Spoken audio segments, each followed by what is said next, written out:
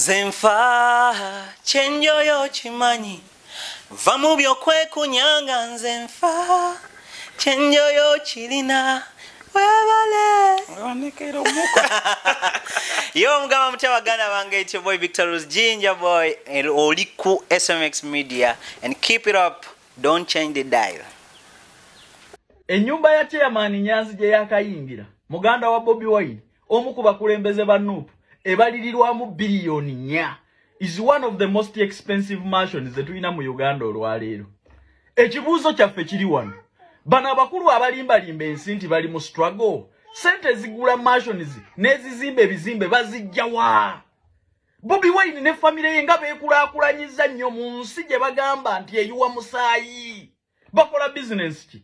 Chairman Nyanza alina business che Kampala sobola okumusoboza okuzimba ekizimbe ekyo mu bange litaweze na lya mwaka. Muliro ku muliro ennyumba yanange Uganda enyuma kugambye abantu boogeredde ennyumba ya Muganda wa Bobi Wine hero akibineno binambeera mbyogerera munge yabyogedde wali mwenza n'okunsimbako omugambo ogutoko Omukambwe SMX kumbe sinze yabyogedde omusajja wune yabyogedde ennyumba erumya abantu mukimanyi bulungi nnyo nti yes ye Bobi Wine musajja watu akayombake tukimanyi bulungi nnyo akazimba mu music yakazimba dda ngaba bebe kutanatandika ye yino tena kuberanga eggwa nga kamion tanazi kwega ye nyumba ya Bobi Wine nga werini yayo je tumanye eri official tayongeranga ko gambu kati ntadde wa apartment enda tayongeranga ko gambu kati ntadde ke fumbire ddala nedda enyumba ya Bobi Wine fena tujimanyi bulungi musajja wattu yeyo kati obuzibu bwava Mickey Wine kuzimba nyumba gaggadde Muganda wa Bobi Wine azimba nyumba obuzibu bwava Eddie yawe kuteekayo nyumba ng'etunulanga omuntu mama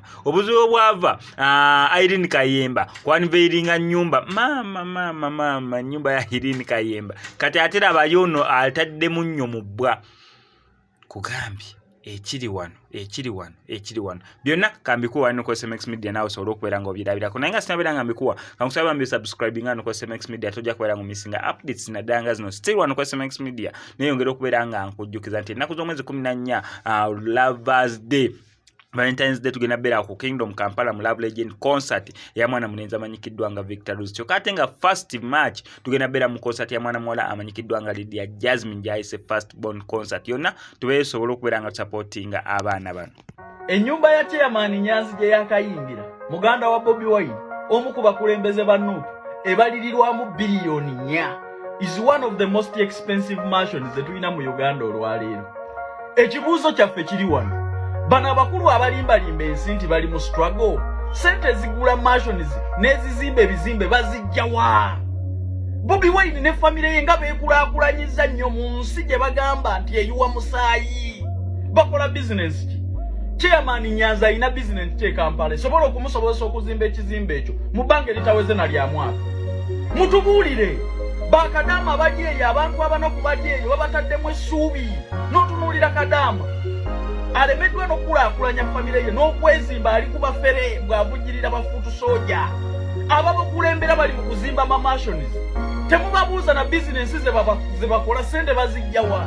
Mu nsi bulidinga obeera n'amaka agagula obuwumbi, mu nsi bulidinga oli mu struggle ozimba bizimbe bya buwumbi. Naye Abannayuganda ke balibuuka ne balumba famire ya Bobi Wine ne balumba famire ya Kadingo bajja kubatwala nga n'empale temuzambadde. Abannayuganda ke balinyiga obulungi ku baana b'abantu bemusiza nga mugula mansions muzimba bizimbe bajja kutwala Bobi Wine nga toyambadde empale. Nze nkubuulira mwe sente zigula ebizimbe muzijjawa mu Uganda ebulidinga. Bobi Wine Kadingo famire z'abantu bosiza ne bosibiriza bwe balibuuka nti okolerera famire yo baganda obeekulaakulanyiza bazimba gazimbe ma mansion ke balibuuka bajja kufulumya Uganda ng'otambuza bigere ojja kuddukira ku bigere abantu ke balitegeera nti oli mufere muwoza Uganda ebulidinga laba Muganda wo mansions gyazimbi sente azijja wa? Baganda bo bonna balina agazimba agalinga amatobuta sente bazijja wa? Bakola businesses ki? Muli ku Bannayuganda mufera naye olunaku abantu ke balitegeera nti oli mufere Kadingo ojja kufuluma Uganda ng'oli mwanda we. Notinga ebigambo bino Kadingo Bannayuganda ke balitegeera nti oli mufere mu collectinga sente z'abaana bakadama abanaku ne mwekulakulanya mwe muzimbaga ziyumba n'abaana bayasindika wuma bakulema okuweerera ojja kufuluma Uganda ng'oli mwanda we ebyo mbyogeredde wano kati ng'abantu ke banaakubuuka bwe bati nti struggle mugiryamu buli toyina lunaku lwe wali olwaniridde munnayuganda yenna baganda obazimbaga zimbe ojja kufuluma Uganda ng'oli mwanda we ate nze nkugambye